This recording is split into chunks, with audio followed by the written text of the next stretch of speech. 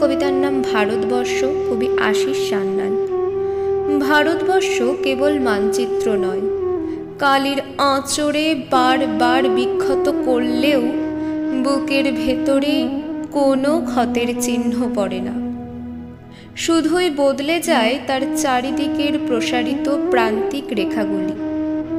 বেদের ভারতবর্ষ, পুরাণের ভারতবর্ষ, বুদ্ধের ভারতবর্ষ, অশোকের ভারতবর্ষ, আকবরের ভারতবর্ষ, ক্লাইভের ভারতবর্ষ, স্বাধীন ভারতবর্ষ এক নয়।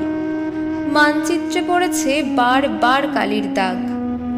এরই মধ্যে প্রাগৈতিহাসিক মুকুট মাথায় মৌনী হিমালয়ের মতো দাঁড়িয়ে আছে এক ভারতবর্ষ। জন্মের মুহূর্তে যার বুকে মাথা রেখে কেঁদে উঠেছিলাম, সেই ভারতবর্ষ নয় আজকের এই নদী প্রান্তর খচিত জন্মভূমি। ভারতবর্ষ এক আশ্চর্য বোধ, এক প্রশান্ত অনুভূতি, অনেক মানুষের প্রবহমান পদচারণায় অনুপ্রাণিত এক নির্মল বিবেক।